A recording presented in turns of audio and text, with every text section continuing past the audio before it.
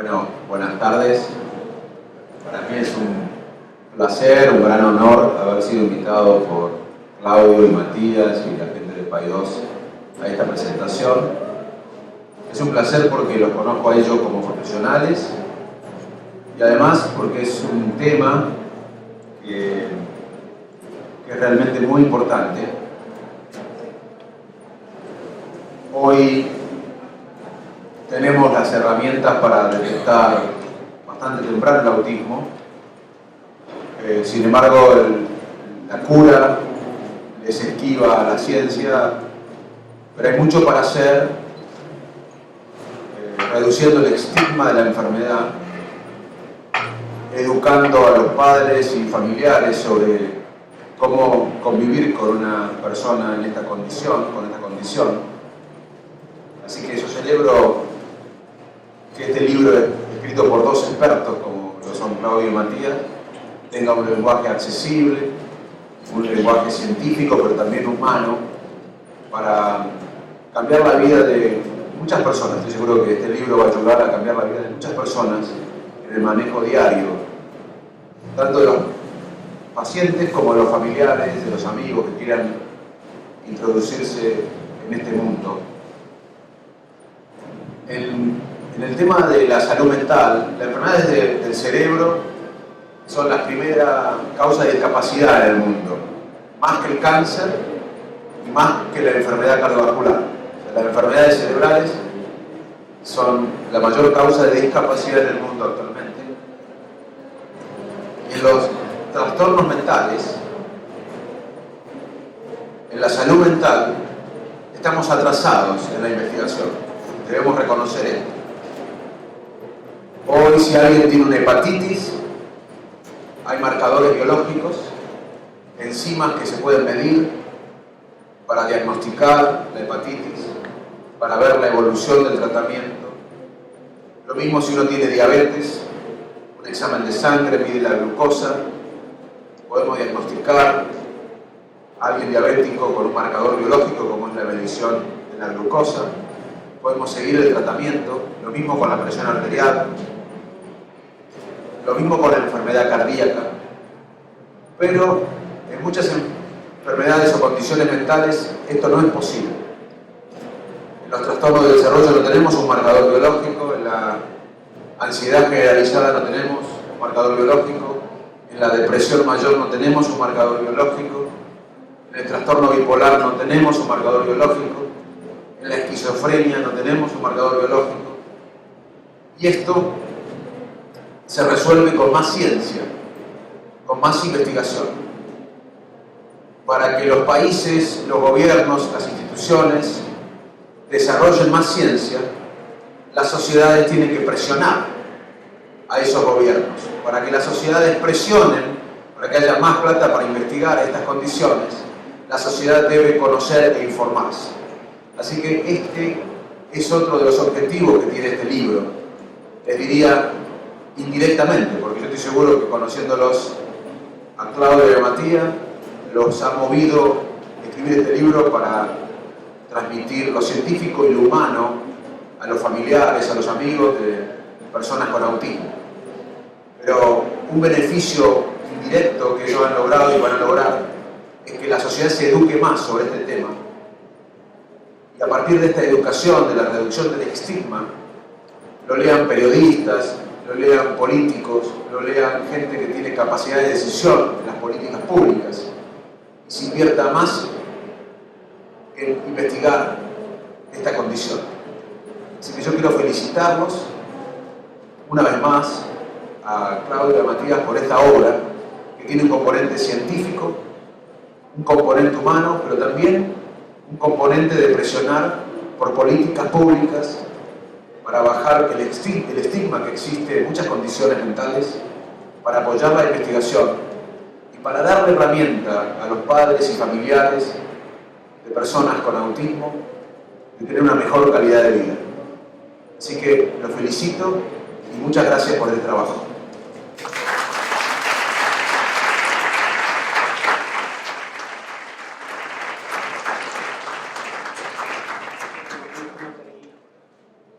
Bueno, antes que nada, muy buenas tardes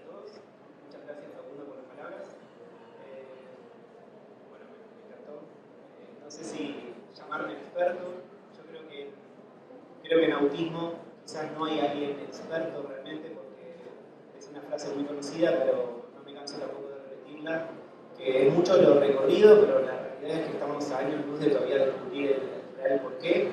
Siempre que estamos como avanzando en lo que es la ciencia, aparece una nueva teoría que quiere entrar por la puerta principal con validación empírica, que son las que manejamos y nombramos en el libro, y otras que quizás quieren entrar por la puerta de atrás, por la trasera, sin saber realmente si hay o no una validación empírica, ¿no? Es un poco las preguntas que nos suelen hacer a Claudio cuando lo presentamos. Otras teorías que quizás no están validadas y que a los padres que quieren saber cada vez más empiezan a hacer ruido con muchas cuestiones.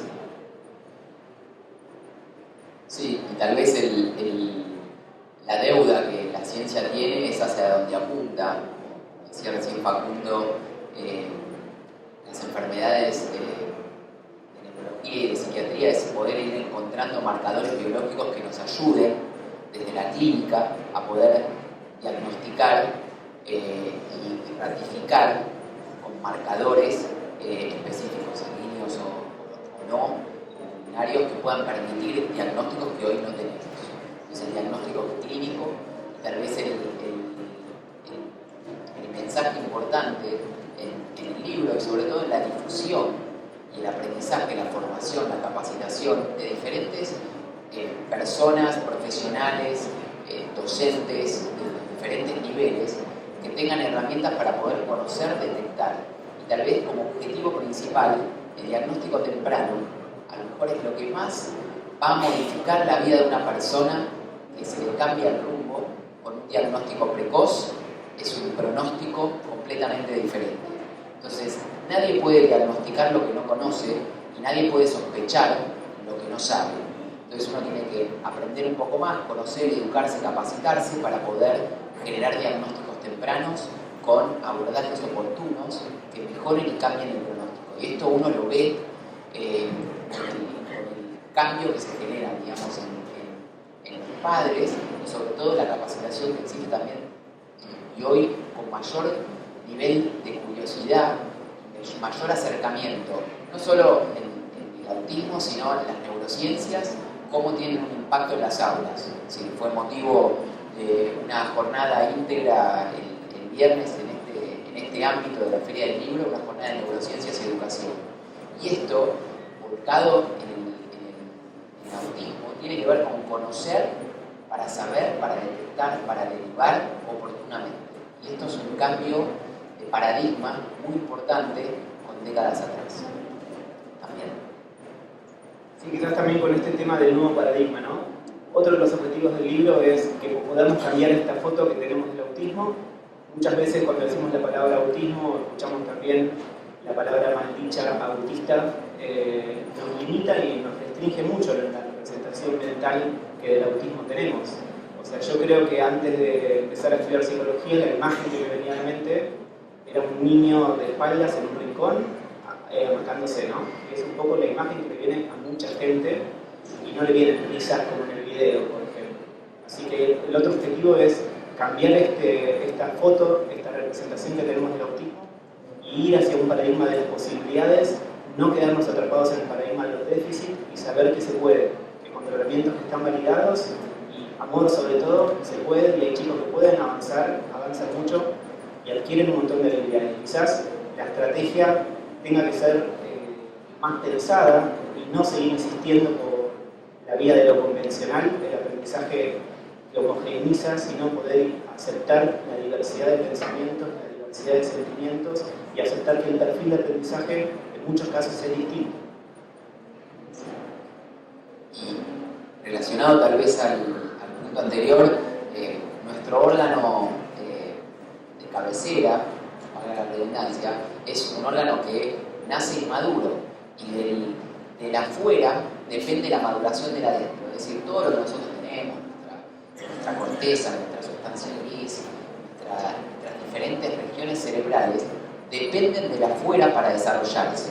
Es decir, el concepto de neuroplasticidad, el concepto de que el cerebro del niño es moldeable y que puede modificarse, impacta también cuando existen ciertos desvíos del desarrollo en donde un abordaje y una estimulación generan cambios. Esos cambios uno los puede ver clínicamente, pero también los puede evidenciar corticalmente. Es decir, uno no necesita hacer imágenes funcionales para diagnóstico, pero nos permiten entender mejor cómo funciona el cerebro. Y estos avances sí nos permitieron entender mejor cómo se modifica. Y no hace falta ver modificaciones en un cuadro mental severo, sino que uno tiene algún trastorno de aprendizaje, como un trastorno de lectura o una dislexia, que generan cambios estructurales y funcionales con un abordaje apropiado. Es decir, tenemos la capacidad de poder cambiar las regiones corticales que trajimos de fábrica y de nacimiento. Y depende de nosotros. Y depende de afuera lo que uno haga. Uno tiene que tener una materia prima, traer una genética, digamos, apropiada, pero también requiere de un estímulo que sea apropiado y en el momento apropiado. Y esto se relaciona con el abordaje precoz y temprano que pueda generar modificaciones. Y estas modificaciones impactan directamente en la corteza de nuestro cerebro, que funciona, como hemos escuchado varias veces decir a Facundo, en red, y es tal cual, ¿sí? Y nuestro cerebro crece a expensas de complejizarse las interconexiones nerviosas, no crece a expensas del número de neuronas, ¿sí? Se complejiza por las interconexiones, y las interconexiones tienen que pasar muchos estímulos y muchos autos por una autopista para que esa autopista sea grande. No, voy a hacer una serie de preguntas a Matías y a Claudio, porque en esta condición hay una afectación de la familia tiene un impacto, porque el autismo es un trastorno que afecta el lenguaje, la socialización y la conducta. Por supuesto, al entorno familiar esto lo afecta, hay mucho estrés, ansiedad, depresión en los padres, en los hermanos, en los docentes. Quería saber cómo pensaron este libro para que ayude a reducir el estigma por un lado, pero también que ayude a conocer la condición y cómo manejarse al entorno para así mejorar la calidad de vida. Bueno, una de las cuestiones que siempre nos referimos cuando nos preguntan sobre el libro es cómo poder ofrecer, la intención, digamos, siempre fue pensar poder ofrecer una caja de herramientas, ya sea para los padres, educadores y profesionales que eligen leerlo, y no que quede como un libro específicamente dirigido a profesionales, donde quizás el lenguaje es más técnico y a veces menos asequible o no tan fácil de entender, y tampoco que quede como una revista al paso que solamente informe por arriba. La idea, creo que acabada del libro y que logramos con Claudio y con Paidós, siempre de la mano de Paidós, Emilce y Cecilia, que están ahí, es justamente poder lograr esta articulación entre la parte científica, el lenguaje más técnico, y la parte más ligada con las familias y las escuelas, que es el día a día, ¿no? Los profesionales estamos de paso en la vida de los chicos y las familias están todo en la vida, así que creo que justamente el objetivo y la labor nuestra es dejar huella y poder transmitir las cosas de una mejor manera. Yo creo que ese fue un desafío, justamente que tener un fundamento científico pero explicado de manera simple era estar dirigido a poder informar con claridad pero con fundamento de qué se trata, poder entender mejor e inclusive poder dar herramientas o estrategias que permitan poder ponerlas en práctica. Inclusive muchas veces uno aprende muchas veces de las familias y uno aprende muchas veces de los familiares, y en el libro tenemos muchos relatos en primera persona de muchos chicos que hoy nos enseñan en primera persona, sobre todo de chicos que estén dentro del espectro, que tienen un alto nivel de funcionamiento y que la verdad pueden expresar con dificultades para comunicarse, con dificultades para hacerse amigos, con otro tipo de dificultades, pero pueden expresar claramente por qué proceso han atravesado. Y en esto tenemos algunos relatos en el libro y existen relatos en la bibliografía mundial, inclusive hay charlas de personas dentro del espectro con alto funcionamiento, que a lo mejor años o décadas atrás ni siquiera estaban diagnosticadas. Entonces, la diferencia es un escalón enorme entre estar con un cuadro sin diagnóstico y tener un diagnóstico y tener un norte hacia donde uno va, qué es lo que uno aspira y qué es lo que uno debe modificar y qué es lo que uno debe sacar provecho, porque parte de algunas de las frases que a lo mejor después ven en la presentación es poder entender cómo algunas mentes funcionan distintas, cómo uno tiene que poder plantarse desde otro lugar para poder entenderlas y que se pueda recibir una intención comunicativa de una manera diferente. ¿Sí? Y eso es parte de lo que se intentó transmitir también en el libro. Claudio, quizás puedas explicar, ahora vienen las preguntas de ustedes y hay una sorpresa que le va a decir Matías, pero quizás puedas explicar por qué hay mayor prevalencia de autismo. ¿Qué está pasando? Que cada vez hay más diagnósticos. Depende del diagnóstico, que es más preciso, depende de algún factor ambiental. Hay una teoría consistente, hay varias teorías. Yo creo que los cambios donde uno los puede plantear son en el año, digamos, 94, la clasificación del Manual de Enfermedades Mentales incorpora un término que abarca mayor cantidad de cuadros que antes estaban a lo mejor dentro de otros diagnósticos psiquiátricos. Entonces, cuando el trastorno generalizado del desarrollo no especificado engloba gran cantidad de cuadros. Entonces, semántica y la clasificación incorpora más casos. Los profesionales, desde los pediatras, médicos de familia y el personal docente de escuelas, tienen más noción y tienen más realidad que también hace a la detección temprana. Entonces, la clasificación aumenta, se conoce y se diagnostica más. Y existe un punto que no termino, sabía que si venía la pregunta de Facundo podía ser difícil, pero existe un punto en donde uno no puede contestar qué factor de ambiente o entorno. Si bien hay varias líneas de investigación hoy, uno no tiene una respuesta concreta y no existe relación alguna que uno pueda especificar si es por teorías que se quisieron, digamos, imponer, como el tema de las vacunas, o de metales pesados, o de las dietas, pero existe algún factor que hoy no es conocido y uno la entiende como un trastorno de origen genético y neurobiológico, aunque uno hoy no pueda tener el marcador. Pero hay más diagnóstico clínico, hay más conocimiento y hay más desafío en cuanto a si existe un factor. Lo cierto es que no solo es verdad lo que dice Facundo, sino que la incidencia aumenta año a año. Es decir, desde que escribimos el libro hasta esta parte, la incidencia aumentó. Es decir, de una edición a otra se modificó. En la segunda edición tuvimos que modificar el número de la incidencia porque mundialmente cambió. Entonces sí, hay un aumento y no tenemos una causa específica, única al menos, porque hay multifactorial. Y quizás una pregunta para Matías es una cosa que yo veo habitualmente a personas con autismo que reciben, además de cierto tratamiento sintomático farmacológico, reciben un buen tratamiento no farmacológico. Me gustaría que vos nos hables del impacto del tratamiento no farmacológico, de un buen tratamiento, cómo puede mejorar el rendimiento social y educacional de los chicos o jóvenes con autismo. Bueno, en primer lugar, la importancia siempre radica en el diagnóstico precoz, así que ahí hacemos una buena dupla con Claudio.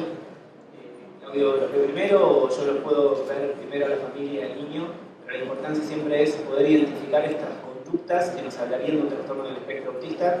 Recuerden que, como dijo Claudio y Facundo, no habría este marcador biológico esperable que con un análisis uno puede entender que se trata de un cuadro de autismo, sino que siempre nos basamos en conductas que nos llaman la atención y que se desvían del famoso proceso o desarrollo neurotípico o llamado normal, por así decirlo entre comillas. Bueno, el diagnóstico temprano nos habilita un sinfín de terapias basadas en evidencia. Muchas veces en edades tempranas hablamos de la importancia del juego y de la importancia de los abordajes relacionales que favorecen la comunicación y la socialización. Muchas veces la angustia del padre o de la madre o de los dos radica en no saber cómo interactuar con su hijo. Chicos que no miran, chicos que no sonríen, que no miran a los ojos, que no responden al nombre, que no señalan, que tienen reales problemas de comunicación, lo cual no implica que no puedan comunicarse, no puedan aprender a comunicarse de un modo más funcional. Tratamientos llamados cognitivo-conductuales enseñan millones de habilidades en relación a todas las áreas del desarrollo. Siempre lo importante es no entender un marco teórico o un tratamiento como si fuera único y una receta, cuasi receta para un chico determinado o para todos los chicos, sino poder hacer planificaciones centradas en la persona y poder armar un tratamiento específico para esa persona y para esa familia. no va a ser lo mismo un chico con tales características y otro chico con otras características, por más que compartan un mismo cuadro sintomático. El traje a medida es fundamental, no existe el poder realizar tratamientos para todos igual o un combo en donde todo funciona. Porque cada chico es singular y cada cual tiene habilidades, fortalezas y debilidades que hacen a la conformación de un abordaje lo más individualizado posible a la medida de las diferentes necesidades. Quizás es tiempo para algunas preguntas de ustedes, pero Matías tiene una sorpresa. Los dos un poco. Bueno, pero lo va a decir los dos, Paidó, pero lo va a decir Matías. Paidó sobre todo. La idea es que aquellos primeros que se animen a hacer preguntas, serían 4, se llevan los primeros, los 4 libros. Así que es una forma de motivarlos. Piensen ustedes en lo que hablamos. Ya están los 4. Piensen ustedes un poco en lo que hablábamos al principio en relación a qué hace una escuela cuando se enfrenta con un alumno con un diagnóstico de autismo, que justamente la peor solución pensada posible es seguir insistiendo por la misma puerta de entrada para que ese chico aprenda. Siempre hay que valorar la diversidad. La diversidad en el aula es una realidad de todos los días, por más que querramos callarla o el sistema educativo todavía nos quede un poco obsoleto. Pero bueno, la idea de los libros es justamente motivarlos a que hagan preguntas y es un poco lo que hacemos en el día a día con los chicos para que puedan convivir mejor con nosotros. Este señor dijo que tiene una pregunta.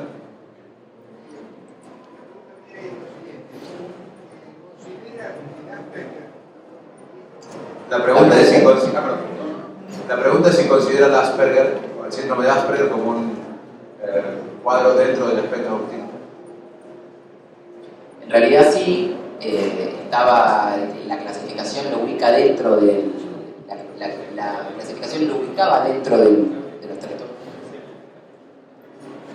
Lo ubicaba dentro de los trastornos del espectro autista en la clasificación anterior. La clasificación actual se llama trastornos del espectro autista y no... Digamos, el Asperger quedó huérfano dentro del manual estadístico de enfermedades, sin embargo, es un autismo de alto funcionamiento en algún punto que sigue estando, se sigue utilizando clínicamente, si bien no está en el DSM-5, se sigue utilizando clínicamente porque tiene una cierta entidad propia en el tipo de trastorno del espectro autista que Ese es el cuadro, ¿no? En realidad, el diagnóstico del DSM-5 genera una clasificación más en diferentes niveles de severidad, de leve a severo, pero no tiene lo que tenía el DSM-4, que era TGD no especificado, Rett, Asperger, síndrome desintegrativo infantil, y el TGD no especificado. Ahí es una sola pregunta. Ahí. Bueno, el señor puede venir a buscar el libro si quiere. Cuando ustedes hablan de que incluyen la influencia multifactorial, que esta enfermedad tiene muchos factores, hablaron sobre el entorno. Mi pregunta va por esto. El entorno cercano tiene que ver con el tema de neurociencia también, doctor. Yo creo que debe ser el más importante de todos, ¿verdad? ¿Qué nos recomendaría para que el entorno cercano favorezca a esta situación? Especialmente los últimos, ¿no? La van a responder ellos, pero yo le adelanto, eso no pueden decir lo que voy a decir yo, pero leer un libro sobre la condición ayuda mucho al entorno, porque cuando más conocemos sobre una condición, mejor afrontamos esa condición. Así que un paso es leer el libro, pero en el manejo diario lo dejo ahí. Lo más importante después de conocer y saber es acompañar los diferentes abordajes. Muchas veces, después de estar a lo mejor transitando por fuera del conocimiento de qué es lo que pasa, el saber qué es lo que pasa es el primer paso para poder encaminar un espacio de comunicación que en algún punto está perdido inicialmente como parte del diagnóstico. Generalmente el problema de comunicación es que a lo mejor hay un niño, adolescente o adulto que tiene dificultad en poder transmitir lo que le pasa, hable o no hable. Es decir, no hace falta no hablar para no comunicarse. Puedes hablar mucho y comunicarte poco. Entonces, encontrar un camino de comunicación en donde yo te entienda y él me entienda a mí es el segundo paso. después de saber qué es lo que se trata. Y generalmente eso se logra con el acompañamiento y a lo mejor tomando lo que los diferentes abordajes terapéuticos nos dan. A veces uno, cuando mira el cuadro demasiado cerca, pierde la perspectiva. Entonces, en el abordaje terapéutico empiezan a existir orientaciones que empiezan a cambiar la forma en la que uno se comunica. Y cambia todo, es decir, a lo mejor cambia el abordaje, cambia la relación, cambia el juego, cambia la interacción. Se empieza a generar un cambio en donde no cambia solo un chico o un adolescente, empieza a cambiar la forma en el ida y vuelta. Hay un emisor, un receptor y hay un canal en el medio. Si no cambian todos los jugadores del escenario, no hay un cambio que va a cambiar, solo mejora el chico aislado, mejora con su entorno. Quizás también, además de todo lo que menciona Claudio, recalcar la importancia de los padres, de los maestros y de los profesionales como tres espejos indispensables para los chicos con autismo, y además de poder comunicarme con esa persona que quizás carga un poco con el diagnóstico, saber comunicarnos los padres con los maestros y los profesionales. Esa comunicación es indispensable. Un profesional que trabaja con un niño o un adolescente, si no se comunica con los docentes, con la escuela y con el resto de los profesionales y los padres, no está haciendo un buen tratamiento y no está haciendo ético. El ovillo representa el cerebro. Es una manera un poco más cálida y menos fría. Podríamos ver un cerebro con ojitos sacando la lengua, pero representa un poco al cerebro. Y para no quedarnos solamente fijados en la parte más cognitiva, también hay un hilo que sale de ese ovillo y nos conecta con la parte emocional.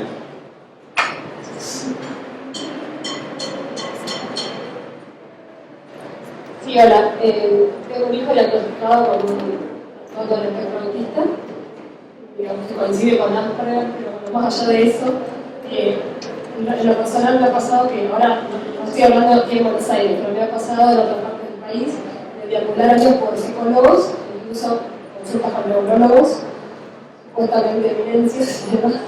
Y bueno, nos ha pasado que hemos perdido mucho tiempo porque recién ahora, después de 4 años, dar con un diagnóstico y empezar a trabajar, hacer un tratamiento, con ya muy buenos resultados, pero mi pregunta es, ¿hay alguna comunicación entre los profesionales, por ejemplo los psicólogos? Porque hay muchos que te encontrás que son muy cerrados, que te dicen esto que no se sabe el origen, la biología, entonces más o menos no existe.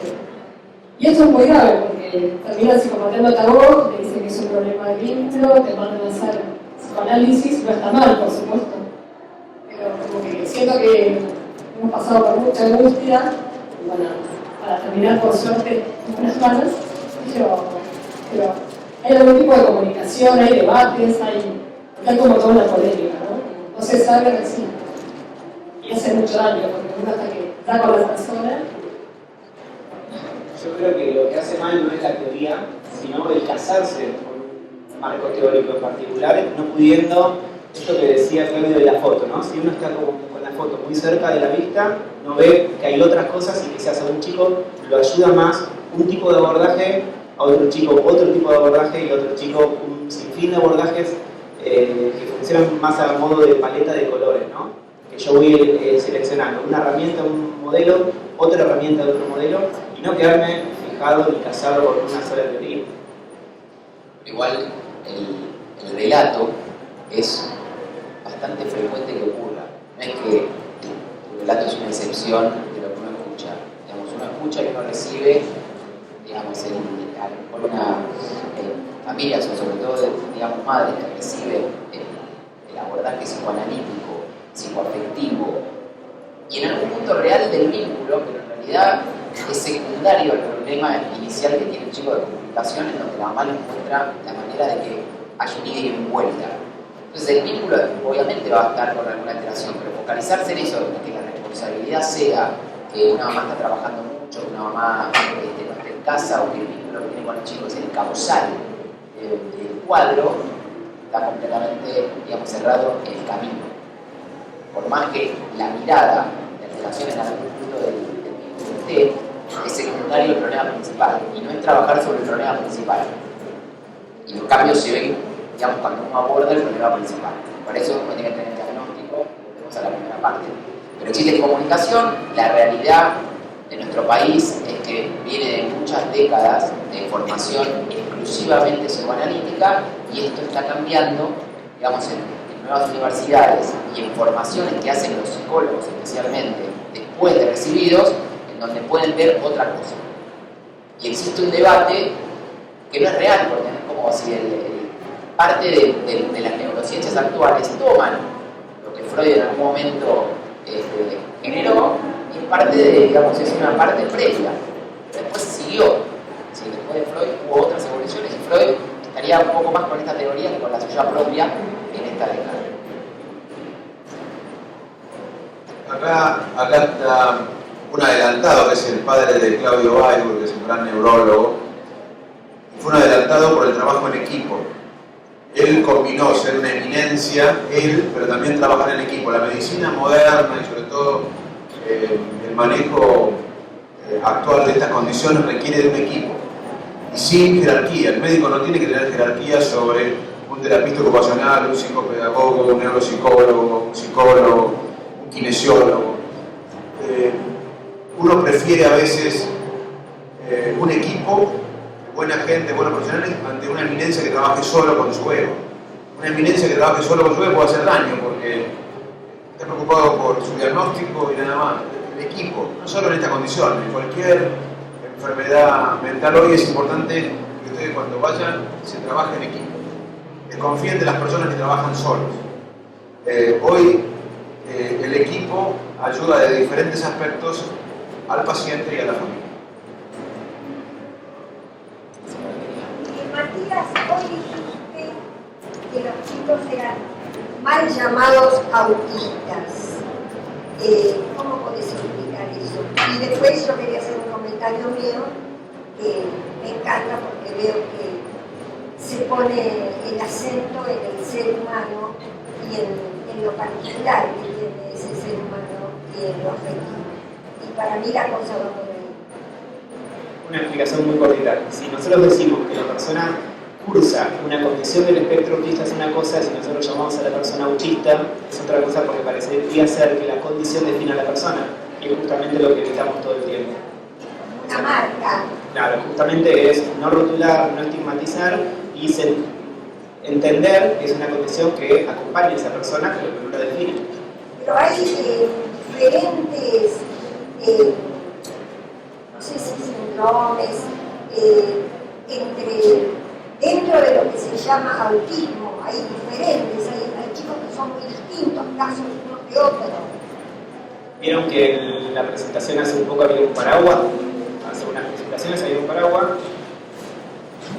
que habla del paraguas de los trastornos del espectro autista, que justamente lo que hace no es pensar que un chico, por más que comparta el diagnóstico con otro chico, va a tener las mismas características y las mismas áreas afectadas. Siempre hablamos de una persona y en una persona hay una variación gigante y enorme con otra persona, por más que compartan el mismo cuadro. A mí me pasó en La Plata en una oportunidad que fue una discusión y había varios chicos muy distintos. Entonces estuve hablando con ellos, algunos sumamente inteligentes. Ellos me decían, a mí lo que me cuesta es esto. Ellos me explicaban lo que les pasaba. Bueno, en el libro hay muchas referencias en primera persona de lo que siempre pasa con personas con autismo de alto rendimiento o personas con síndrome de Asperger, es que contamos con la ventaja de que ellos mismos nos puedan contar el mundo desde dentro. Entonces hay muchas referencias en el libro. La verdad que me humanizó. Bueno, muchas gracias y felicitaciones.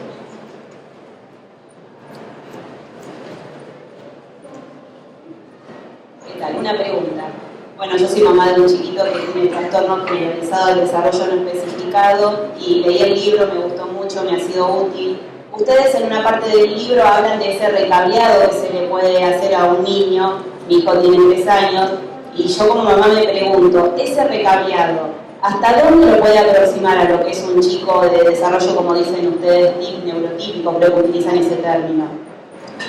Los cambios que uno puede notar, digamos, con el tiempo, uno ve que existen, digamos, chicos que a lo mejor tienen cambios muy importantes que hasta uno los ve como fuera del diagnóstico, es decir, que dejan de cumplir ciertos criterios, a lo mejor aparecen con algunas peculiaridades en algunos aspectos de su personalidad, de su socialización, pero dejan de cumplir el criterio directo y y hay otros chicos que, digamos, generan modificaciones y generan cambios, generan avances, pero igualmente quedan dentro, digamos, del diagnóstico. Así que la evolución es individual y este recableado o esta remodificación, y esto, en definitiva, es parte de cómo se expresa la experiencia y la estimulación en el concepto de neuroplasticidad. Pero uno ve, depende de la evolución, uno ve evoluciones en donde a lo mejor salen y otros donde mejoran en algún aspecto dentro y permanecen, y uno va a ir viendo los diferentes niveles de funcionamiento que a lo mejor hoy con 3 no lo ves todavía. Es una proyección en donde uno podés tener algunos indicadores, pero sobre todo uno va viendo los perfiles de cambio que te van a ubicar dentro o fuera, pero sobre todo más que dentro o fuera es qué nivel de funcionamiento ecológico, cotidiano y de vida diaria vas a ir incorporando, además del escolar, que muchas veces el escolar es fenómeno y otras cuestiones de la vida diaria no tanto. Ahí, a Luz, vos una pregunta que te la negamos. Sí.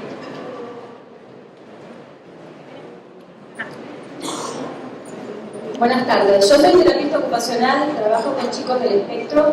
Quería saber qué opinan ustedes de las dietas alimentarias para bajar el nivel de ansiedad y la desorganización que tienen los chicos. Bueno, justo antes Matías mencionaba algo en relación. Las dietas, existe mucha gente que habla, pero no existe un fundamento científico, ¿no? Tampoco existe, es contraproducente que alguien deje de comer, digamos, deje de ingerir gluten, caseína en su dieta, ¿sí? Es decir, sería con la ACE, la energía a la proteína de la leche de vaca puede hacerlo también, no es contraproducente. Entonces la dieta es más la experiencia anecdótica de familias que dicen, bueno, desde que está con la dieta está mejor. Lo que ocurre generalmente es que, bueno, no está con la dieta y nada más, está con la dieta, está con terapia ocupacional, tiene un tratamiento en la casa, tiene un tratamiento familiar, y a lo mejor es la combinación de cosas. Y hay lugares donde la hacen, hay lugares en Estados Unidos que hacen la dieta, digamos, se la hacen a todos los chicos, hay familias de Estados Unidos que han venido acá, justo varias familias que estaban todos haciendo la dieta y adjudicándole mucho más peso, que cuando dejaron la dieta notaron que no era tanto. Y otros que la empiezan y ven cambios. Digamos, no es una indicación, no es contraproducente, tampoco hay evidencia científica que no la tenga que hacer. Gracias. Tenemos acá está una pregunta.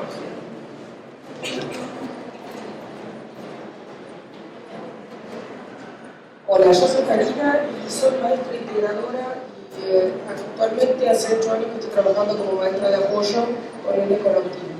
Soy de provincia, no sé la realidad mucho de acá de capital. Allá es impresionante cómo está el tema de poder ingresar nosotros a trabajar con los nenes. Hay demasiadas barreras.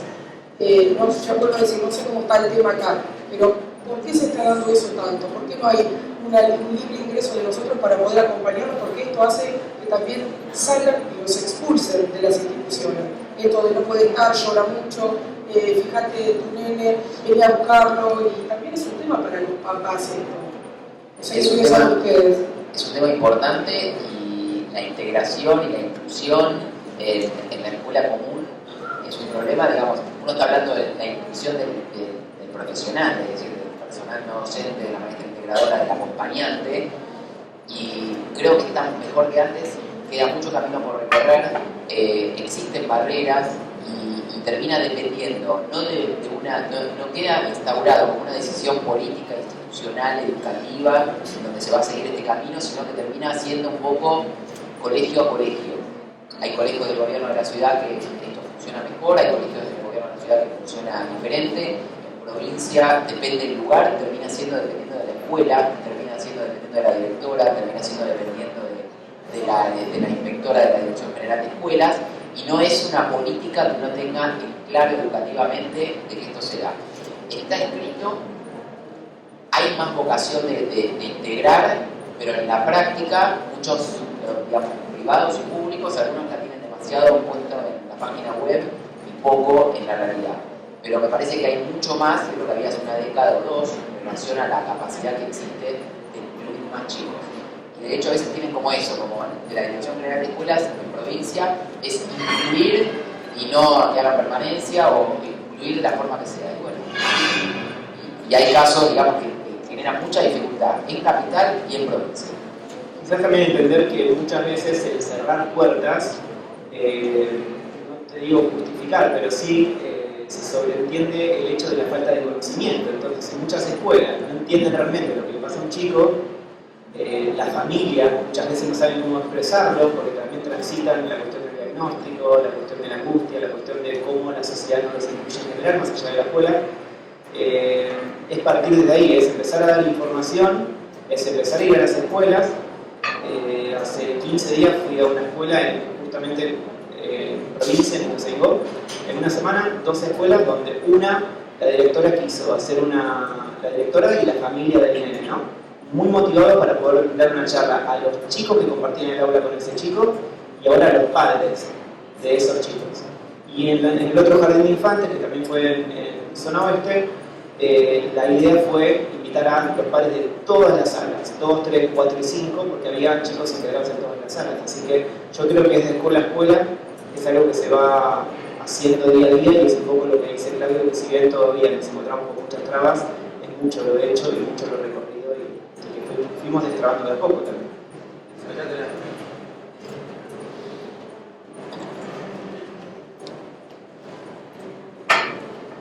Hola, buenas tardes. Nosotros un poco veníamos a contar nuestra experiencia, somos docentes de nivel inicial y a veces nos toca como bailar con el inicio de todo este camino, ¿no? Tuvimos a la de 12 el año pasado con ellas y resulta ser que para los padres es un nene absolutamente normal, donde en la realidad familiar no había dificultades, pero necesariamente en el contacto social con los chicos, con mucho estímulo, es donde empieza esta desorganización o este camino. Y por un lado nos toca, con nuestros pocos conocimientos como docentes, bueno, que igual nos interesa informarnos cada día más, ver un poco estas pequeñas demostraciones del alumno y por otro lado buscar las palabras precisas para acercarnos a los padres, que sabemos que es un camino largo y doloroso, ¿no? Empezar a descubrir, ver un poco cómo podemos ayudar, porque en realidad parece que está dentro del aula, pero cada vez está más afuera del aula, ayudando a los padres o a con el grupo de padres. Eso. Y el momento de mostrar, digamos, a una familia que el hijo a lo mejor tiene cosas que llaman la atención, o no es lo esperado, o no es lo que ellos esperaban, no es lo que se espera, digamos, a un nivel determinado, a un nivel inicial, es difícil siempre.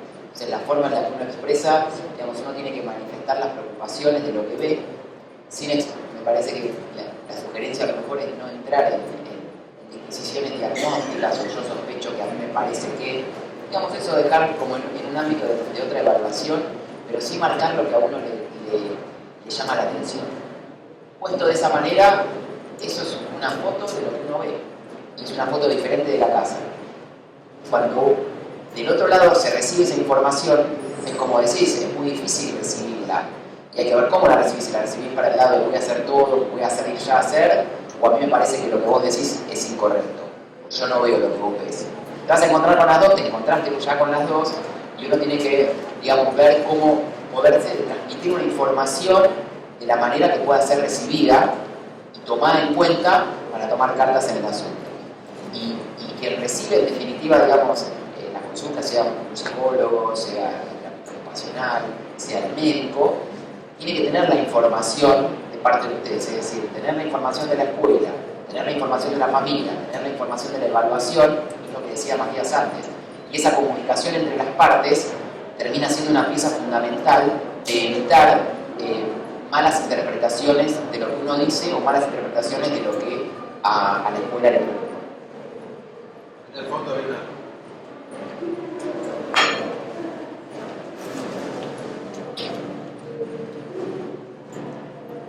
Hola, buenas tardes. Yo soy docente a nivel secundario y me pasó tener un alumno con Asperger cuyas recomendaciones llegaron en octubre, así que desde marzo a octubre me manejé un poco intuitivamente con lo que uno podía encontrar en internet. Y quería saber, cuando nos toca esa parte a los profesores, no tenemos una maestra que integra, ni siquiera equipo de orientación muchas veces en la escuela, ¿qué hacemos? Si hay recomendaciones, hay lugares donde ir a averiguar cómo uno puede ayudar a ese chico en el desarrollo de la materia que no tiene, en adquirir estos aprendizajes. Porque si no queda como excluido dentro del aula, ¿no? Entonces pasa lo que decías hace un rato, que es una integración mentirosa, porque uno no sabe qué hacer. Quería saber si el libro tenía recomendaciones específicas o si no, qué bibliografía podés recomendar. Gracias. El libro tiene algunas recomendaciones, también tiene tips, sobre todo para evitar situaciones de bullying que muchas veces ocurren en los colegios. Yo creo que lo que queremos transmitir es que la mayoría de los tratamientos con mayor validación empírica tienen un fuerte componente en lo psicoeducativo, en la enseñanza, en descubrir primero cómo ese chico aprende y a partir de ahí dar estrategias. Así que el mensaje también para muchas escuelas, más allá de la necesidad de imperante en el día a día recibir herramientas, es que nos dejen entrar a los profesionales a observar las aulas, que muchas veces, así como una sugerencia se pide en marzo y algún profesional la entrega en octubre, si la entrega, hay otros que venimos insistiendo desde febrero, antes de que empiecen las clases, que nos dejen entrar a las aulas a observar y tampoco nos dejan. Entonces es un ida y vuelta y tratar de encontrar un equilibrio entre esas dos partes. Bueno, estamos llegando a las 6 de la tarde, hay muchas preguntas seguramente, la pueden hacer después. Los autores van a firmar los libros, pero antes de terminar, me gustaría que cada uno de ellos haga una reflexión final sobre su trabajo, sobre su libro, sobre lo que vivimos acá, así después pueden charlar con ustedes personalmente o firmar el libro. Bueno, quizás para ir terminando es un poco esta imagen, ¿no? Que siempre durante todos los años escuchamos de la necesidad de los tratamientos, de enseñar todo el tiempo las habilidades que estos chicos precisan para poder convivir mejor con nosotros en sociedad, y la realidad es que el ejercicio, el estímulo tiene que ser doble, ¿no? Así como ellos están exigidos muchas veces por demás para poder encastrar, por así decirlo, muchas veces es la empatía y la necesidad de ponerse en el lugar del otro tiene que ser doble. Entender todo el esfuerzo que hacen día a día, entender por todo lo que atraviesan los padres. Entonces, a partir de ahí, empiezo a cuidar mi lenguaje, empiezo a cuidar cómo me refiero, porque muchas veces somos muy crueles en relación a referirnos al otro, sin entender realmente por qué esa persona está atravesando lo que atraviesa o cómo realmente le impactan los estímulos que vivimos a diario, ¿no? Es como el video del inicio.